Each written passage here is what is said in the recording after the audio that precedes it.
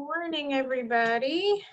I'm going to give everyone about one more minute as I see some people still filtering in before we get started. So bear with me about one more minute and then we'll get rolling.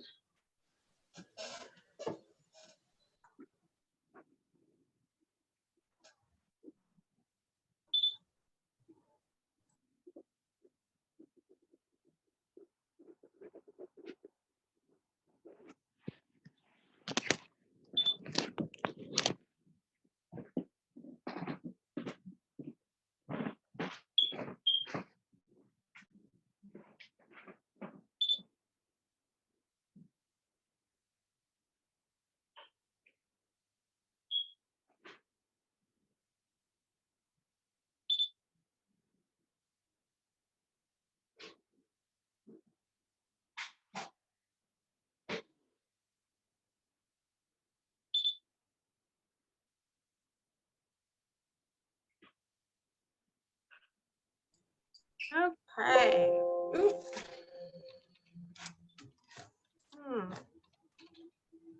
Okay. All right, we're going to get going here.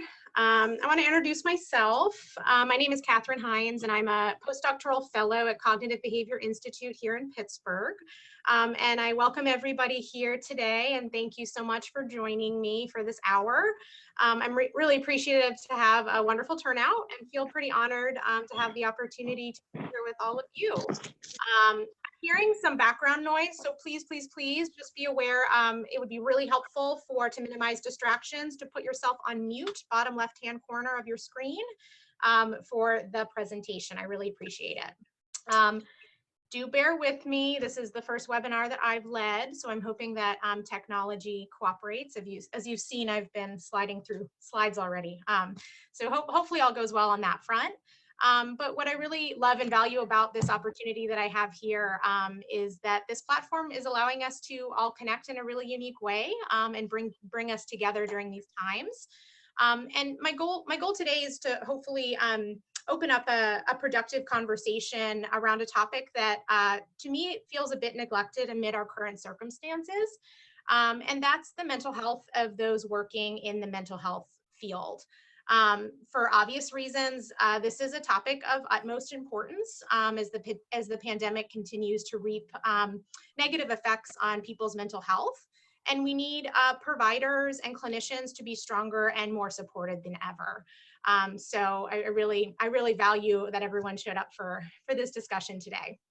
I'm not going to pretend to be an expert on appropriate supportive practices during this time to safeguard and support mental health workers. I firmly believe we all certainly are experts on our own experience and what is and is not effective for us on an individual basis. That being said, I definitely am going to spend part of the presentation sharing some suggestions for supportive practices in order to help safeguard the mental health of those in this field. And I hope that you find that helpful. A few things, this may be a little bit different than other webinars, is that I'm really looking to hear from you guys as well. I am going to show you here. There's going to be two opportunities or ways in which you can participate today. And I'm really interested in facilitating hopefully some connection and discussion here. So the two ways in which I'm encouraging you to participate, the first is using the chat box. The chat box can be seen by everybody, and I'm going to try my best to keep tabs on that during the presentation. If there's questions, concerns, comments, resources you want to share, please go ahead and utilize the chat box. I will do a quick review at the end of the presentation today to address any questions that I might have missed throughout the presentation. So go ahead and utilize the chat box for anything that may come up in terms of questions. The other way that I'm going to be hoping to foster, oh, I don't know what is happening there. Sorry, guys, I don't know what that drawing is. And I don't know how to undo it. So we're going to leave it there. So the other way I'm hoping to foster participation is at the end, there's going to be some allotted time, hopefully like maybe 10 or 15 minutes, where I'm hoping to hear from you. And how this is going to work to foster discussion to the best of our ability on this platform is that there's a raise your hand feature on the Zoom platform. And how to access that, I've written it out here, is if you go to the bottom middle of your screen, you'll see a participants tab. If you click on the participants tab at the bottom of that window on the right side, you're going to see that there's a raise hand feature. Okay, so if you're wanting to participate in the discussion part of this webinar at the end, what will happen is I will go through everybody who's raised their hand during the presentation, and I will unmute you one at a time so that you can contribute using audio.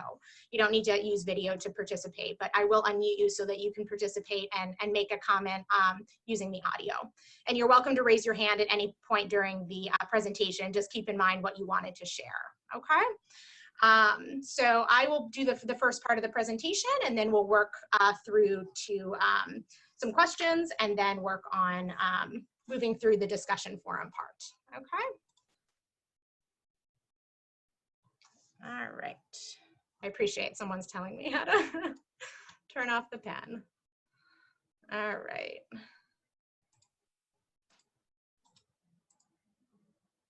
think I turned it off. I hope I did. Okay, thanks guys. Okay, here we go.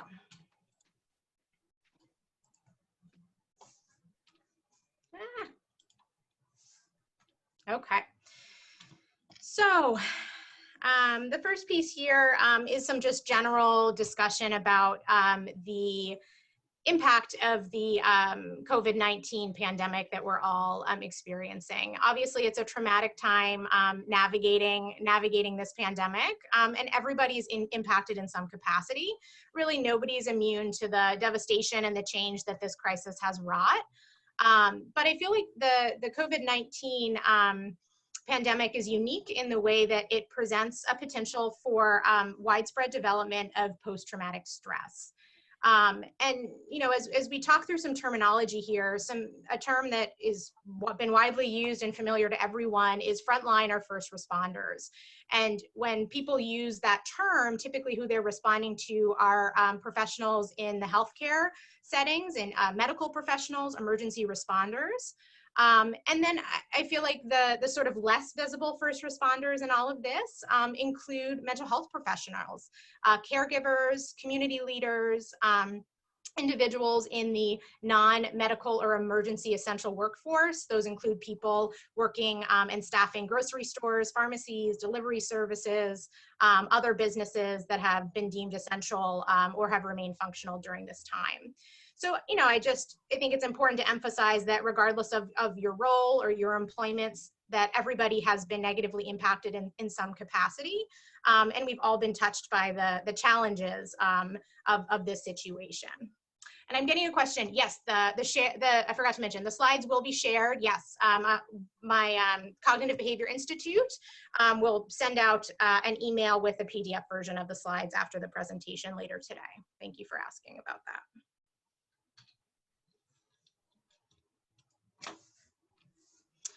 All right. So talking a little bit about the medical frontline workers and first responders, I feel like the well-being and the support of healthcare workers and medical professionals during this disaster has been pretty widely talked about, and appropriately so. It's recognized that medical frontline workers and emergency responders are engaged in pretty horribly stressful work environments at this point, and they're vulnerable to experiencing cumulatively traumatic experiences. So, you know, taken together, that will inevitably increase risk for the emergence of both acute and longer-term traumatic stress. Examples of some of the stressors and sort of the devastation that medical frontline workers experience on a daily basis, I've listed here. This certainly isn't an exhaustive list, but things like undersupplied and understaffed workplaces, treating really, really ill patients, making sort of impossible decisions about the rationing of supplies when those have been hard to come by, witnessing death in an alarmingly high rate, witnessing devastating circumstances in which some individuals have been dying, including in isolation, being alone without loved ones by their sides. And of course, the medical frontline workers are putting themselves and potentially their loved ones too at risk for exposure on a daily basis. And by increasing their risk for exposure, that's also putting their lives on their line on a daily basis in order to do their jobs. So I think it's pretty clear why we all have been paying such close attention to recognizing these stressors and these circumstances and working to mitigate these risks by providing healthcare workers with adequate support and opportunities for intervention. All right. So some ways in which appropriately so, there's been, as I've mentioned, a lot of attention devoted to providing the support for medical healthcare workers. And that I feel like has been both in the realm of prevention and intervention strategies on a personal, community, and workplace level, with the goal of really helping to improve mental health outcomes here. So examples of prevention and intervention strategies for this population may include, and this again is not an exhaustive list, but things like stress management techniques, self-care and self-regulation practices, education on traumatic stress and recognizing the symptoms of traumatic stress, recognizing the signs of burnout, psychological first aid, and resiliency training. So to get to sort of the meat of the presentation today, I want to start thinking about what the role of mental health providers during the COVID-19 crisis has looked like. As I mentioned, I feel like they get sort of categorized under maybe the less visible frontline workers. And, I think there's some sort of sad irony in that the mental health of mental health workers hasn't really been a large part of the discussion as this has all unfolded. And I think that it's critically important that the well-being of the individuals providing mental health care and support for others really be taken into account and considered. So mental health workers at this time are behind the scenes. Their work is a little bit less tangible, but of course it's incredibly essential both during this crisis and in the aftermath. So, the role of mental health workers may be working to preserve and stabilize and support the mental health of members of both the public as well as medical frontline workers. And mental health workers are taking on clinical duties both inside and outside of the therapy room that are not always, overtly recognized. And particularly in the scenario and during the COVID crisis, where the mental health workers are relied upon in a variety of ways depending on the setting in which they are working. So examples of duties with inside the therapy room might be to just provide crisis intervention, unconditional support, a safe space, clinical expertise, of course, skills and interventions. Outside of the therapy room, depending on the setting in which a mental health professional might be working, they may also be conducting crisis interventions outside of the therapy room. They also may be stepping up to provide education and dissemination of clinical knowledge, particularly to leaders within the medical settings and other essential work settings to best help employees. So I think it's really, really critical to be aware of the toll that working and supporting others in distress can have on your own well-being. Something I will drive home time again during this presentation is that the mental health professionals attending to their own personal well-being during this time is just as important as supporting the individuals that they serve. So next we'll talk about a little bit about what risks do these circumstances pose to the mental health of mental health workers. So, the mental health professionals are not immune to the psychological and emotional impact of this crisis, simply because they are in the field. We certainly are not immune. Although mental health workers are not likely or as likely to be encountering high rates of direct exposure to trauma as medical frontline workers are, it doesn't mean that that we're coming out of this unscathed. Mental health workers are more likely to be exposed to trauma indirectly, maybe in the form of bearing witness to firsthand accounts of trauma from clients during clinical work. And by having this this risk of exposure to risk of exposure to indirect trauma, it potentially makes mental health workers more vulnerable than the public to experience something that we call secondary traumatic stress. And we'll talk about what that looks like very soon. So, other mental health difficulties that mental health professionals are certainly not immune to are listed here. Things like traumatic stress reactions, difficulty managing stress during this time, all sorts of grief responses to all of the changes that are occurring, exhaustion and fatigue, and burnout. Let me just check there.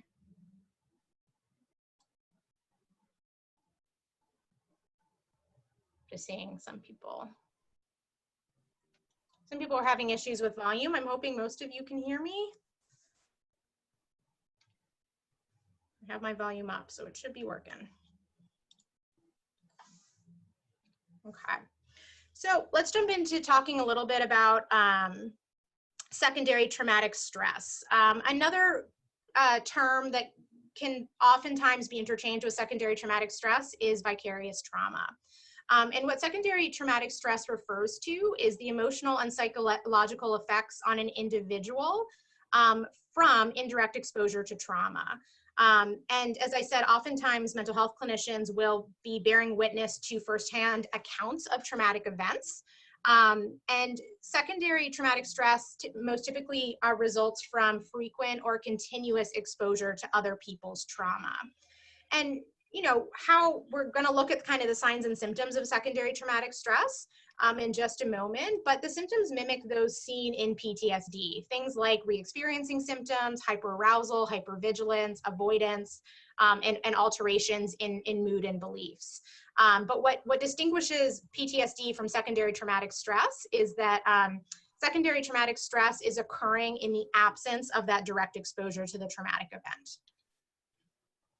So here are, again, not a comprehensive list, but a list of some common signs and symptoms of secondary traumatic stress.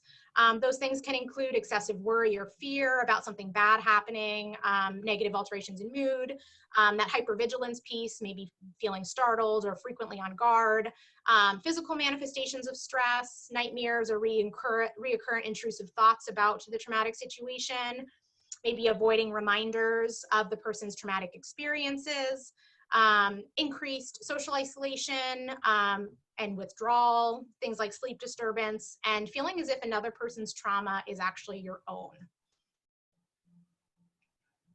So a term that oftentimes gets linked to secondary traumatic stress, but is not the same thing, is burnout. And burnout is certainly one negative effect of being in a profession where you're caring for others on a regular basis. And certainly is not exclusive to the mental health field. Burnout can occur really in most professions. But basically what burnout results from is prolonged and cumulative stress that goes sort of unrecognized or is not intervened with. So burnout can result in impairment of physical and emotional functioning. You might have feelings of exhaustion and fatigue. Some notable aspects is often this feeling of cynicism or resentment or a negative outlook related to your job responsibilities. And a lot of the time it's accompanied by feelings of feeling ineffective and lack of accomplishment within the work setting. I think some important things to keep in mind during the COVID-19 crisis is there are some factors that are potentially increasing the risk for burnout for mental health providers specifically. And I've listed a few here. These can include the increase in need or demand for mental health services in general for the duration of the crisis, as well as afterward. We anticipate that there are going to be a lot of mental health issues to be coming to the surface, not only during the process of this navigating this whole crisis, but also after its resolution. There's also a potential increase in the severity and type of presenting issues that a mental health worker might be encountering with clientele. I'm thinking specifically in terms of an increase in trauma-related concerns. And working with clients or working with a number of clients and having a high caseload of trauma-related concerns can definitely contribute to vulnerability to burnout in the clinical setting. also thinking in terms of just high workload and an unsupportive work environment, or a tendency to overextend yourself or flex boundaries during this time. I think it's really, it can be really easy to rationalize flexing boundaries. You know, this is just temporary. I'm not doing enough. My clients need me right now. This is just a temporary thing that I'm flexing my boundaries or overextending myself. But I think that can be a very slippery slope. And, you know, we all want to meet the needs and demands of our clients, but to be mindful of doing that by you know, respecting within our own, respecting our own boundaries in that process. So again, we'll take a look here at some signs and symptoms of burnout. I think one really helpful question to ask yourself is, are you feeling perpetually overwhelmed? Are you feeling kind of helpless or hopeless? Experiencing signs of extreme exhaustion or fatigue, trouble concentrating, issues with sleep or eating, emotional ability that maybe isn't typical for you, increased social isolation or withdrawal, feelings of guilt. I think this piece of feeling resentment or cynicism, particularly as related to work-related tasks, is a big red flag as well in identifying when burnout might be kind of on the rise. Minimizing or dismissing other people's concerns, difficulty empathizing, whether that's with clients in the work setting or in our personal life, feeling challenged to listen to others, or maybe also an increase in substance use. And, you know, I bring up these, you know, these issues of secondary traumatic stress and burnout because if unaddressed, both of these pieces have the potential to jeopardize the efficacy of one's clinical work and really, really contribute to negative mental health outcomes. I strongly encourage, you know, I feel like it's crucial to develop awareness of what these warning signs look like. So that there's an opportunity for intervention. So I encourage all of you today to take some time to think about what your personal warning signs are that stress is accumulating, and that you may be nearing a threshold of what you're able to cope with. I think it's also could be helpful to think about what are warning signs that we might see in those around us, including coworkers and colleagues. Particularly if we start to recognize those signs in others, you know, we can aid people in intervening before it gets to a bad place.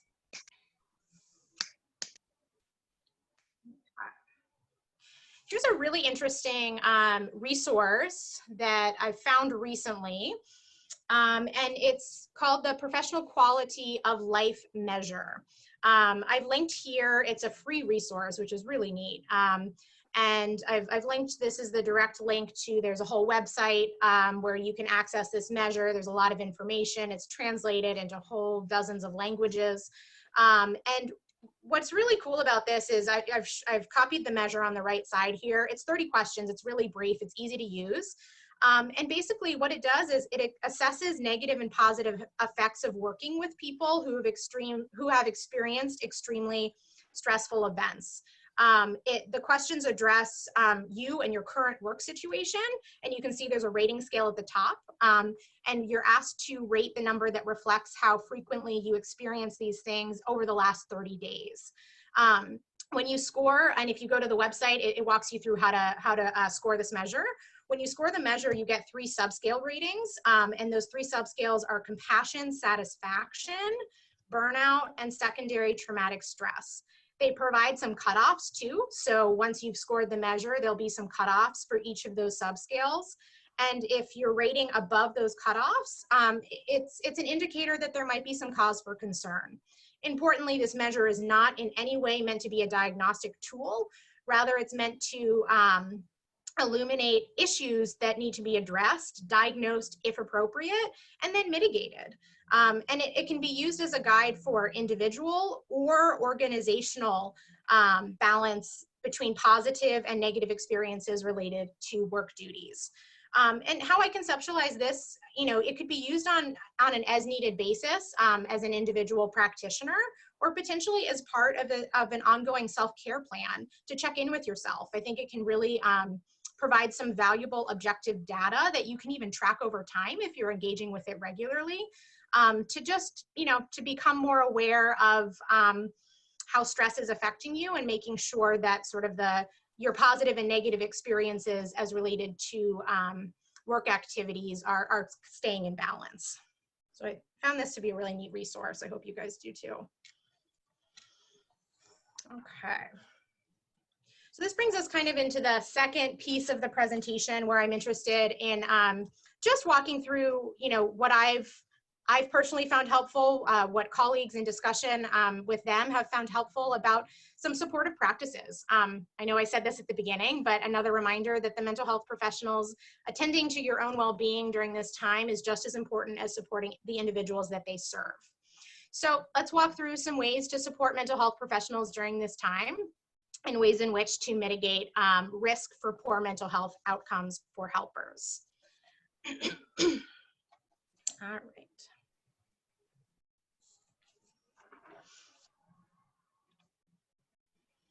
All right, so, pretty obvious. There's many things that are as related to the COVID-19 crisis that are outside of everybody's control. So I think it's essential to kind of double down and channel our energy into those aspects over which you do have control, particularly as related to work tasks. And so maintaining control over your work and office space is one of those things that you do have power over, even if the circumstances around the way in which you're conducting your work is out of your control. So for many of us, and I know not all of us, depending on our work setting, but for a lot of us, we worked to transition as this crisis unfolded from in-office appointments to telehealth and virtual appointments. And the mental health professionals have adjusted to a new normal of conducting clinical work from our homes. And I feel like it's really easy for boundaries to become blurred in this scenario. We're literally seeing clients and doing therapy work within our own private space. And it may have felt difficult while we're working in an office not to bring home our clinical work, but imagine how hard that is when your work and your home occupy the same physical space. So this is something that I thought about and have sort of evolved as I've engaged with some telehealth practices. But I think it's really, really important to think about creating physical boundaries or delineation between work and home space. Although, telehealth is hopefully likely, I don't know, a temporary piece here. I think it's prudent to be prepared for future scenarios, given the uncertainty of this whole pandemic, in which it might be necessary to be engaging with virtual or telehealth work again. So, excuse me. So getting creative with ways in which you can create physical and mental separation within your home setting. Ways in which to do this might, to really be using your workspace only for work and leaving your office space for any non-clinical tasks. I think trying to make your at-home workspace resemble your in-office workspace to the best of your ability can be a really helpful piece too, just to make your workspace feel as comfortable and safe as possible, even if it's not ideal within the home setting. I think importantly too, as some of us may have already, some may be working in the near future to transition back at least to some in-person, in-office clinical work. I think it's really, really important to keep safety in mind. And if you don't feel safe, you're not going to do your best clinical work. So to have a lot of forethought about establishing a protocol for yourself personally that makes you feel safe. I think there needs to be some planning for how to maintain compliance with that protocol that you outline for yourself. And that may take a lot of logistics of scheduling patients in a certain way, leaving breaks between clients for sanitization procedures, thinking about procedures for clients entering and exiting the appointments in the building. And just be aware that you're going to likely need to be flexible and adapting to new normals on a pretty ongoing basis here. And to know that procedures that you're establishing, safety procedures that you're establishing are likely to change based on ever evolving guidelines and your own comfort level. And just to think about these pieces as kind of temporary and just being as flexible as possible in working through these transitions.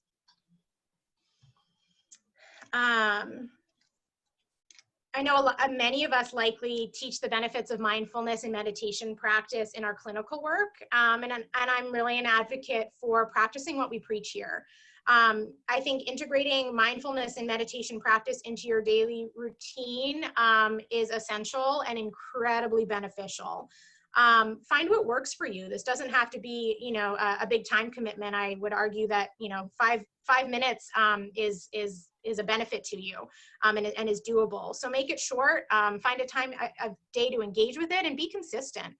Find what works for you, of course, in terms of, breathing or using a body scan in meditation or visualization. And some ideas that I've sort of played around with are beginning or ending my workday with a short meditation or mindfulness practice. Examples of this could look like maybe starting your day with a safe place visualization.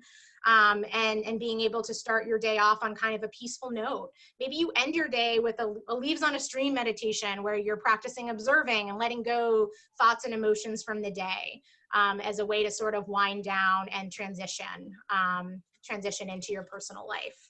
But I think the benefits of really being intentional about a mindfulness meditation or meditation practice on a daily basis is huge. A little bit related to this is creating some buffer time at the end of your workday. This applies for whether you're engaging with telehealth practices or you're back in office. But allowing 5 to 10 minutes to unwind at the end of your workday. This buffer time is a way to release stress that's built up during the day and really work on transitioning from work to personal life. I feel like it's really, really helpful, particularly if we are in the scenario of working from home, because the environment might not be changing in that scenario. But I think it's really important to have those kind of mental boundaries around not only our workspace, but our work in general, our clinical work, and having that time, that tangible cue for your brain to transition from work to home life. And this could look any type of way. It doesn't have to be complicated. Maybe it's taking a few conscious breaths, meditating, watching a funny video, drawing, coloring, journaling, sitting in silence, whatever it may be, but to really, figure out what that buffer time can look for you. So coming back to this boundaries piece, I think it's really beneficial to be intentional about allowing time between back-to-back sessions. I think this applies equally to both telehealth and in-person sessions. I think it'll be vital once we are back in the office and potentially having to engage with safety protocols between clients where we need this time. We absolutely need to build this time into our schedule, but utilize those few minutes to care for yourself. These small breaks might seem insignificant, but they have a really positive cumulative impact on stress management and overall well-being. And maintaining those boundaries around working hours, despite the flexibility of working from home, if that's the scenario that you're in right now. I know I addressed this a little bit before, but those boundaries help safeguard our own well-being. I think it can be a very slippery slope when we feel guilt or an obligation to our clients, and we, say, "Oh, I'm just going to overextend myself just this once," or I'm going to accommodate this request just this once, and that can be a pretty slippery slope. So being really, really mindful about maintaining those boundaries around your work hours as best as you can.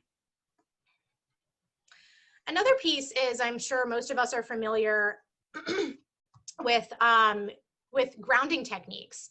And, I think, again, an opportunity to practice what we teach here. And it's, as I said, we're not immune to sense of overwhelm, anxiety, panic, trauma-related reactions. And what if those happen in the presence of our clinical work when we're working with clients, whether that's via telehealth or in person? So here are just some reminders in terms of ways in which to ground ourselves back into the moment and connect with your physical body during sessions.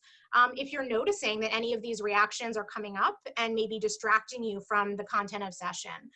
So things like pushing your feet into the floor, pressing your fingertips together, pressing the palms of your hands gently into your thighs, straightening up your back and shoulders to sit upright, or taking a few subtle, slow, deep breaths.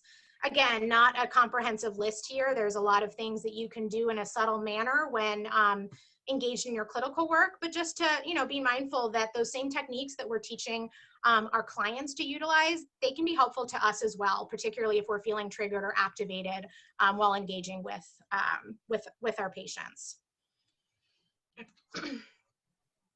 Okay. Prioritizing self-care acts. This isn't rocket science, and but I know that it's easier said than done for a lot of us. So here's a reminder to be careful not to deplete yourself while giving to other people's. I encourage you to think about what fills up your own cup. What helps you to promote mental, emotional, and physical wellness on an individual basis? Ask yourself, what is one way that I can nurture myself today? Just one way. Prioritize that one act of self-care on a daily basis. And maybe that act of self-care that you've identified changes day to day. I think it's also really important to think about just holding space for our own difficult feelings. We're allowed to feel things. We are feeling things, whether those are clinical matters or non-clinical matters. So find that space for yourself so that you can walk through processing your own reactions in whatever way you find helpful. I know we know it, but just a reminder, don't squish and bury, deny those difficult feelings. We're entitled to have those emotional responses. And the more that we squish, bury, or deny, the more that the stress is going to accumulate. Really, really important one here is seeking out support. I know that that's been sort of a tenet in a lot of suggestions just to everybody during this time is stay connected. But I think in a professional sense, it is of the utmost importance. Telehealth practice can feel very isolating. And so I think it's important to remember that even though it may feel like you were alone, you are not alone in these experiences. There are mental health professionals across the world going through similar experiences that can relate. So creating space for sharing these common experiences and connecting with one another and seeking out support could look a lot of different ways. Some options may be things like peer consultation on an informal basis or maybe on a more formal basis. Things like group supervision with other mental health professionals or mentors in the field. Obviously, consultations and supervisions at this point would probably still be conducted virtually, but that's very doable. Reaching out to colleagues to check in and create connection and foster conversation about how they're doing and how you're doing. And a reminder that therapists engaging in their own therapy is actually a really healthy practice. If you feel like you're in need of extra individualized support, seek out that professional help. Don't try to treat yourself. It's not a weakness that you need some extra support like everybody else right now. And I think sometimes we have the perception that maybe we can take care of it ourselves, but a reminder that our own clinical superpowers don't necessarily work on treating ourselves. So seek out that professional help if you feel like you need it. Here I feel like is another really important piece as the COVID pandemic evolves. The pandemic presents unique challenges. And I think that it's important to think about how best to meet the evolving needs of clients and related presenting concerns, both during and after this crisis. There are ways to prepare for these anticipated needs of clients. And it's really important to embrace these areas of clinical growth proactively if you're able to, so that you do feel more prepared when these evolving presentations and clinical needs do land in your lap. So there are, it may be necessary to build expertise in certain areas related to things like grief, loss, trauma-focused evidence-based therapies, things like psychological first aid, concerns that we know are not only prevalent as we move through this crisis, but also that are going to be present in the aftermath of the crisis as well. So just to be really mindful about seeking out continuing education credits and appropriate trainings that are going to help you build that sense of competency so that you can serve your clients' needs appropriately. And also just know and acknowledge your own strengths and areas of clinical competency. Learn more, consult as you need it, and refer out if necessary. And just remember that it's actually ethical practice to know and understand our own limitations and competencies, and to sort of abide by those in making in clinical decision making. All right. Last but not least is a reminder to practice self-compassion. I like this definition or explanation of self-compassion by Dr. Kristen Neff, such that self-compassion involves responding in the same supportive and understanding way you would with a good friend when you have a difficult time, fail, or notice something that you don't like about yourself. Instead of just ignoring your pain, stop to tell yourself, this is really difficult right now. How can I comfort and care for myself in this moment? So here's your reminder to be gentle with yourself instead of judging yourself for shortcomings in a situation which we really have very little control over. Work to gently navigate transitional periods here because we're going to have a lot of them, particularly as clinical work moves from to telehealth, away from telehealth, etc. It's okay to acknowledge that pieces of this are really, really hard. And you too, as a mental health professional, are allowed to feel stressed, overwhelmed, and anxious. And just have that reminder daily that you're doing the best you can right now, and that truly is enough. And hold yourself in that kindness to the best of your capability. I think self-compassion is huge. I know this may be something that we help clients foster for themselves, but equally as important to be fostering it for ourselves and really treating ourselves with kindness and grace during this time, since we are all undoubtedly going through an immense amount. All right, so that wraps up my presentation piece of this webinar. I'm going to go ahead and take a moment, so bear with me. I'm going to just look through the chat and see if there's any questions that I can address there. I'm going to go ahead and put this page up. These are not they're not an exhaustive list of discussion questions, but they are things that I'm really looking to hear from you guys about. So again, if you are comfortable sharing, commenting using audio, what I'm going to encourage you to do is to go to the bottom of your browser and click participants. At the bottom of the right-hand corner of the window, once you click participants, you'll see an option to raise your hand. If you'd like to participate and for me to unmute you so you can participate and comment using your audio, please go ahead and use that function. And I'm just in a few moments, I'm going to go through and unmute anyone who would like to participate. I would love to hear from you guys. I think that this is an opportunity to connect and to hear how others are doing and what practices have been helpful or not helpful as we navigate this. So take a look at these questions. If there's anything that comes to mind, please go ahead and use that raise your hand feature. If there's other things that aren't addressed in these questions, feel free to raise your hand and participate. Would love to hear from you guys.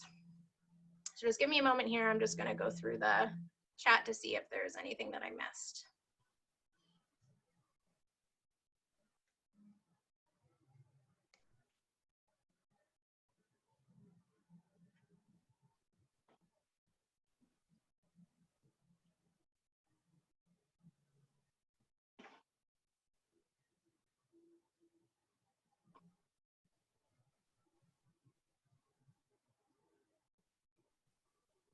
Thank you all for the reminders to mute yourselves. I appreciate it.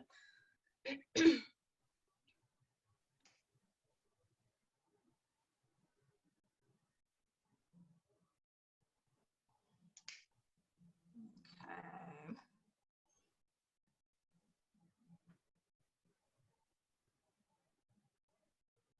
Yeah, I appreciate people saying that they feel their boundaries have been violated somewhat with working more than one job from home. I love the examples you guys are putting on here.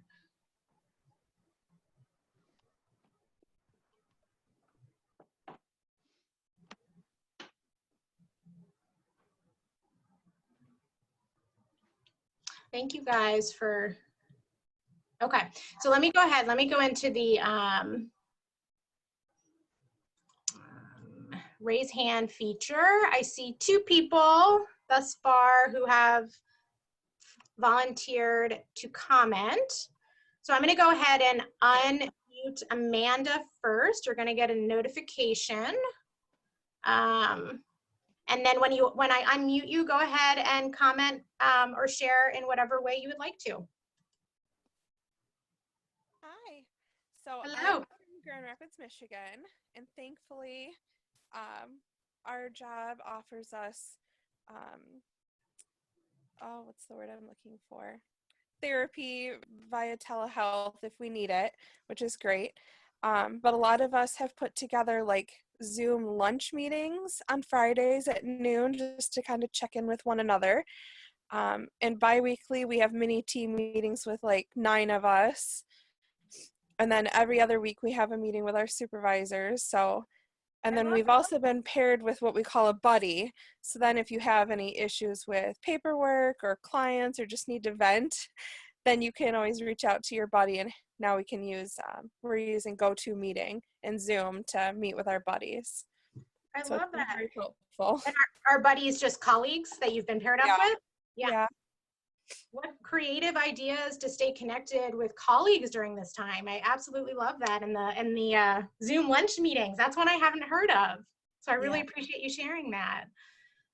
How were these crafted? Were they kind of a collaborative effort?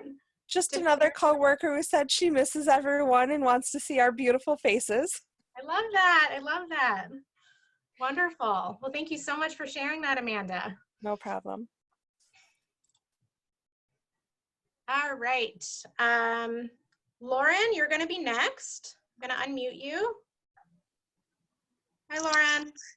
Hi, it's actually Lorraine. Lorraine, I'm so sorry. No, it's okay. I blame my parents who spelled it incorrectly and then decided to call me Lorraine. I don't know. It's a hot mess.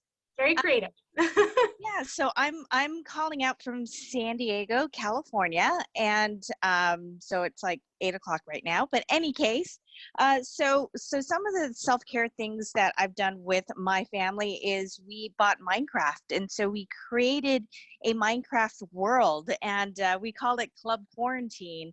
And so when my husband and my husband teaches at home.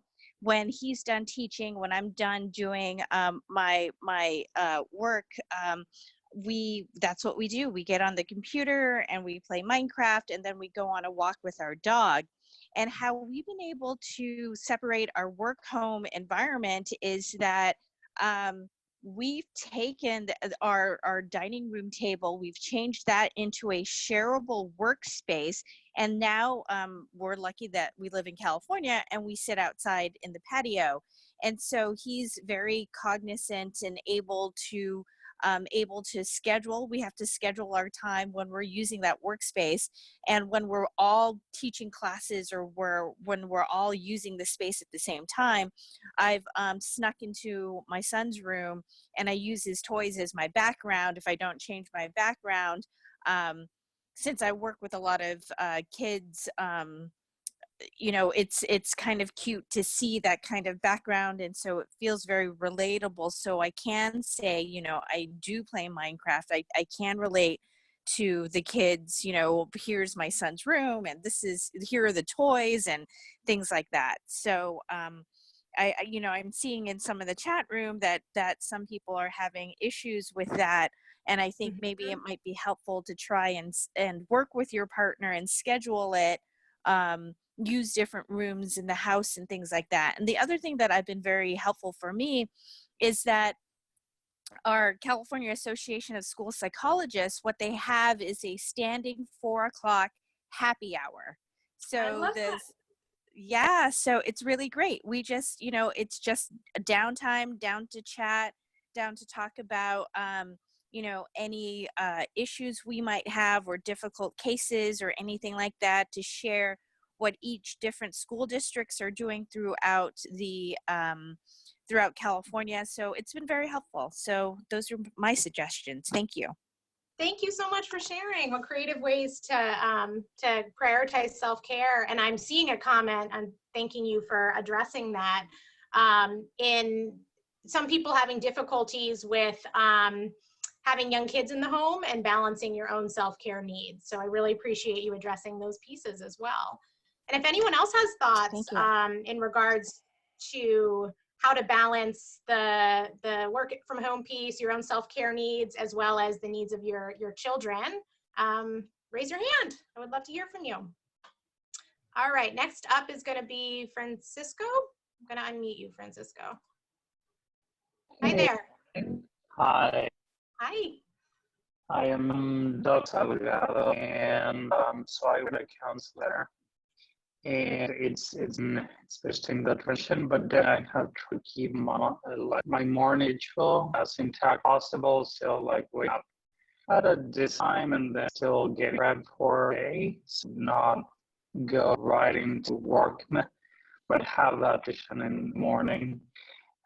Take a break every hour, every 2 hours, just like getting out of the room that made it for work and just talking to cats with my partner or just sitting out just that dead space ever so often so that I have that break in between sessions or between tasks that I have to do.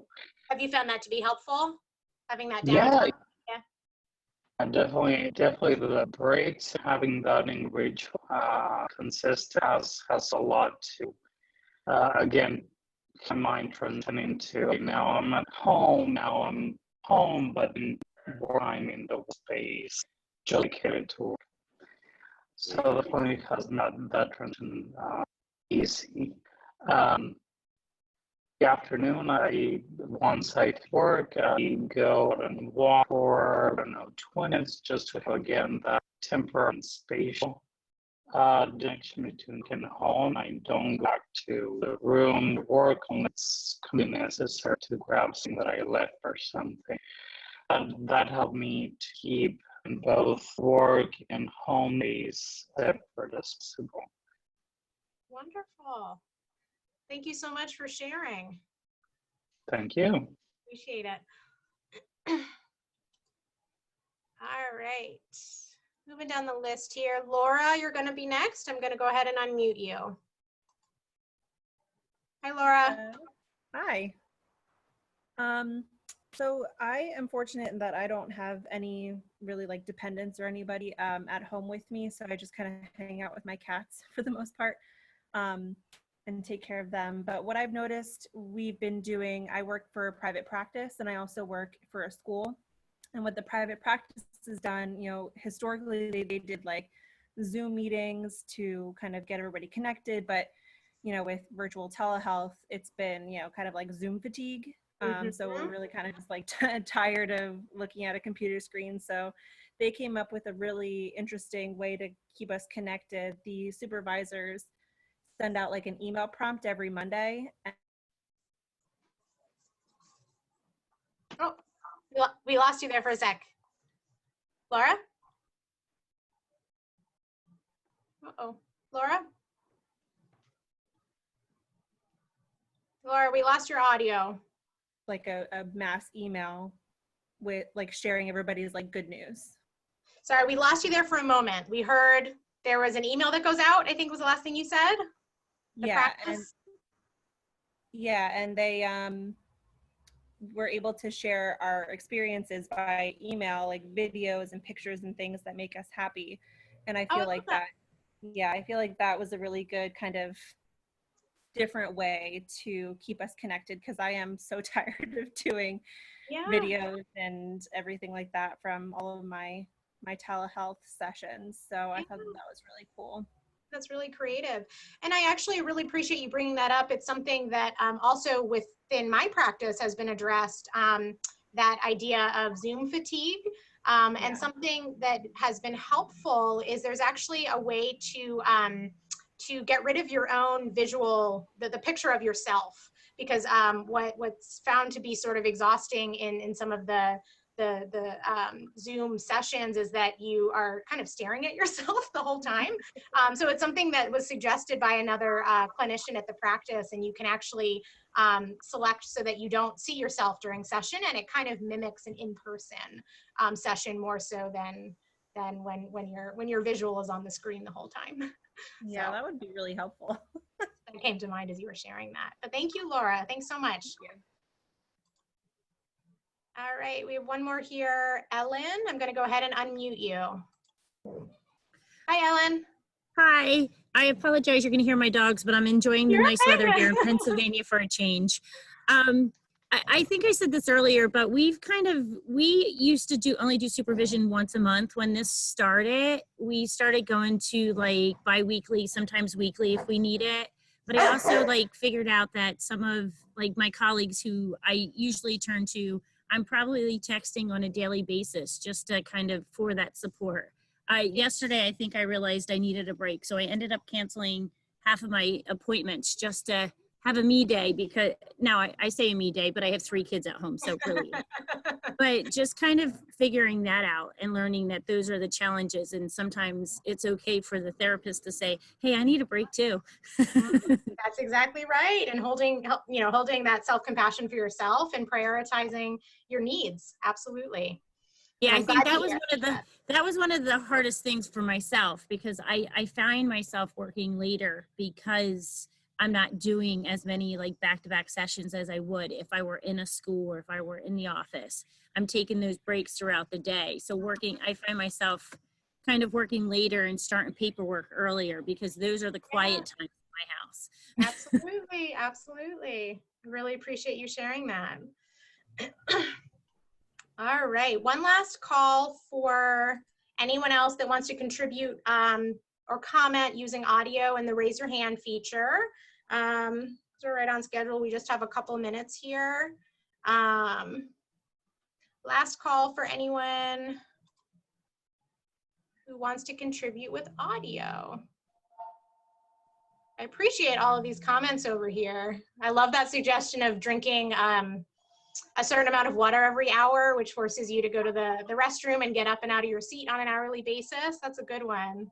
I love hearing these suggestions of ways that everyone has navigated, your own well-being during this time. I feel like the creativity is really, really neat.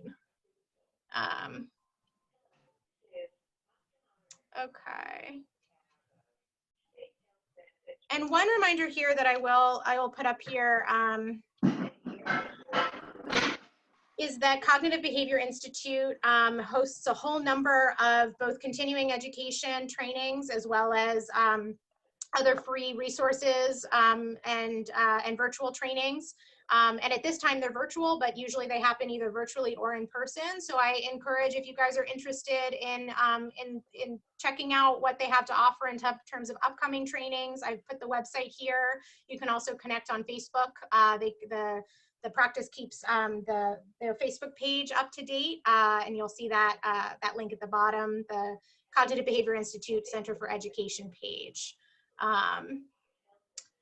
All right, so I appreciate someone put a resource in the chat box that her crisis center is offering support to frontline workers and provided the phone number for that.